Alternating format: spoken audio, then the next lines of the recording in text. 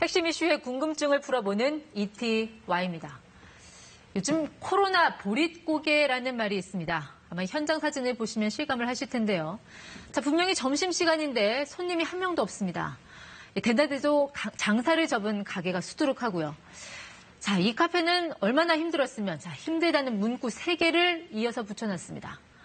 자, 정부의 2차 재난지원금, 상황이 절박한 이들에게만 선별 지급하는 쪽으로 가닥이 났는데 누구보다 힘든 시기를 보내고 있는 소상공인들, 자, 실제 받을 수 있을지, 얼마나 될지 많이들 궁금해하실 겁니다. 차남수 소상공인연합회 연구위원과 관련 내용 짚어보겠습니다. 자, 위원님 어서 오십시오. 네, 예전에 뭐 자영업을 직접 하기도 하셨고 누구보다 이제 현장 분위기를 잘 아실 것 같아서 여쭙니다. 어떻습니까? 1차 코로나 유행 때와 비교했을 때 지금이 더 어렵나요? 1차 코로나 위기 때는 아무도 모르는 상황에 다가온 겁니다. 네. 그래서 이거는 언젠가 사라지겠다 생각을 했고요. 재확산 8.15 이후에 코로나 재확산 때는 네. 이게 끝날 수도 있지 않은 희망이 있었거든요. 그런데 다시 오니까 네. 이 소상공인들의 입장에서는 참담하고 끝이 아니구나. 네. 이제 우리의 희망은 어딘가 이런 생각을 하게 됩니다. 자, 일단 재난지원금 문제부터 좀 여쭤보겠습니다. 네. 제가 조금 전에 설명드렸지만 모두에게 다 주는 보편 지급이 아닌 이제 선별 지급으로 이제 결정이 났고요. 네. 소상공인들 입장에서는 과연 내가 받을 수 있을지, 얼마를 받을지 궁금할 텐데 잠깐 좀 설명을 해주시면요.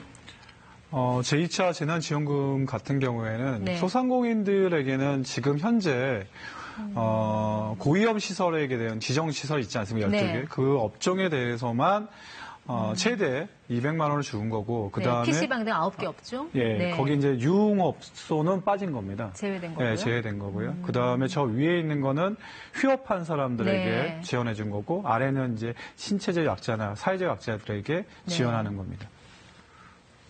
자, 이게 말은 선별 지원이지만 어쨌든 골라서 주는 거잖아요. 네, 맞습니다. 조금 전에 말씀하셨지만 이제 유흥업소 제외되니까 네. 노래방은 되고 단란주점은 안 되고. 네네네. 저 가게 사장님은 받는데 나는 못 받고 좀 여러 지점에서 불만이 나올 수 있을 것 같은데 네네네. 이 사각지대 없는 선별 지급 가능할 걸로 보세요? 선별 지급이라는 게 어떻게 보면은 보편 지급보다는 누군가는 분명히 사각지대가 일어날 수밖에 없습니다. 특히 올해 창업하신 분들, 네. 이분들은 어떻게 매출을 증빙할 수 있겠습니까? 그 문제가 있겠네요. 또한 네. 현금만 거래하시는 정통시장의 아주머니들, 할머니들, 네. 이분들은 또 어떻게 지원할 거겠습니까? 이런 부분은 분명히 사각지대가 일어날 수밖에 없는 네. 사항이 있기 때문에 연합회에서 소상공인들은 네. 그러니까 어쨌든 이제 매출 증명 이런 절차가 문제가 될 거라고 하셨는데 정부 네. 입장에서는 최대한 이런 증명 절차를 간소화해서 네. 신속하게 지급을 하겠다는 입장이거든요. 네. 잠시 이 김상조 청와대 정책실장 설명 들어보겠습니다. 네.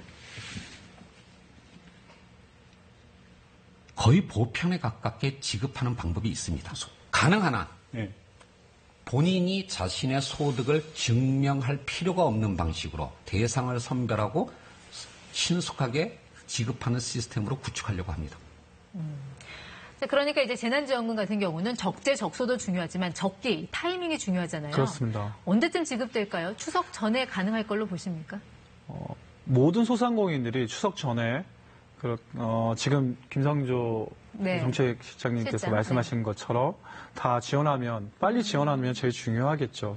다만 저희가 걱정하는 거는 지난번 1차 대출 때처럼 네. 서류라든지 또 그거를 평가한다든지 또 집행하는 과정에서 네. 오랜 시간이 걸렸거든요. 많게는 3개월 이상도 걸린 분도 있습니다. 네. 제발 이번만큼은 네. 좀 신속하게 진행됐으면 좋겠습니다. 어쨌든 이 소상공인들이 지역 경제에서는 실핏줄 역할을 하는 분들이니까 네, 이분들이 잘 돌아가야 되는데 통계를 봐도 일단 상황이 굉장히 심각해 보입니다. 네. 자영업자 수가 굉장히 많이 줄였어요. 네. 아마 직접 그래프를 보시면 아실 텐데 1년 전과 비교했을 때 12만 7천 명이 줄었더라고요. 네, 그러니까 전해와 비교하면 이제 감소 폭으로 보면 한 5배 이상 더 그렇습니다. 커진 건데 네. 어떻게 보세요? 이제 뭐 우리가 외환위기, 금융위기 다 겪었지만 이제 실물 경제의 위기라는 점에서 이게 더 심각하게 받아들여야 되지 않을까 싶은데요. 어떻게 보면 그때 지금 앵커님께서 말씀하신 대로 금융위기 때는 그래도 사람들이 거리를 다 다닐 수 있었습니다. 네. 활동할 수 있는 상황이지 않았습니까? 그래서 소상공인들에게는 그렇게 큰 피해는 있지 않았습니다.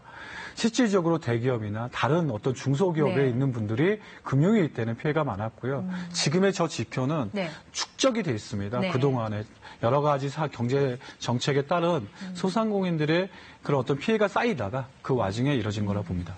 근데 지금 보신 그 통계는 7월 말 기준이거든요. 네. 사회적 거리두기 강화 이전이니까 네네. 앞으로의 통계가 더 충격적으로 나오지 않을까 하는 생각이 들거든요. 소상공인들의 입장에서는 폐업을 했다 하더라도 당당하게 폐업을 했다고 말하는 사람이 없습니다. 여러 가지 관계 때문에.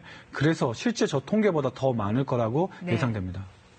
네. 그리고 이번 통계에서 본 하나 또 특이한 게 나 홀로 사장님인 가게보다 직원을 두고 있는 사장님들이 더 많이 줄어들었거든요. 네, 그렇습니다. 이거는 그럼 그동안 정부의 뭐 고용유지 지원금 이런 제도가 좀 약발을 잃었다 이렇게 볼 수 있는 거 아닌가요? 고용유지 지원금 같은 경우에는 지원금 자체보다 소상공인들의 입장에서는 여러 가지 또 서류를 제출해야 합니다.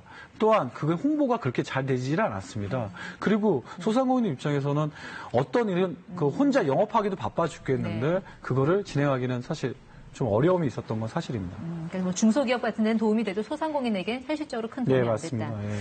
자, 이 코로나19 상황에 대해서 이게 언제 끝날지 모른다는 게 가장 두렵다고 하셨거든요. 네. 자, 이 상인들에게 재난지원금 이외에 좀 현실적으로 더 필요한 정책들 어떤 게 있다고 보세요? 가장 크게 와닿는 거는 두 가지로 얘기할 수 네. 있습니다. 첫 번째는 임대료 부분입니다. 아, 임대료요? 예, 네. 그렇습니다. 임대료 같은 경우는 사람이 오든 안 오든 문은 열려주고 그 비용은 계속 나가지 않습니까? 고정 비용. 네. 두 번째는 전기세입니다. 어차피 불을 켜 있으니까 불은 켜야 하지 않습니까? 에어컨도 켜고 네. 냉장고도 쓰고. 네. 그러면 이런 공과금 같은 부분들이 실질적으로 빨리 감면해주고 또는 유예를 해서 네. 소상공인들이 체감할 수 있는 어떤 실효적인 대책이 나왔으면 하는 바람입니다. 최근에 배달료도 많이 오른 것 같아요. 네. 배달료 같은 경우에는 어차피 소상공인들이 한 1,000원 정도 내고 실제 그리고 고객이 한 2,000원 정도 냅니다. 이 비용은 결국에는 네. 소비자들의 부담도 상당히 무시할 수 없을 것 같습니다. 아무래도 현장에 계신 분께 말씀을 들으니까 더 현실적인 어려움을 직접 체감할 수 있었던 것 같습니다. 네네.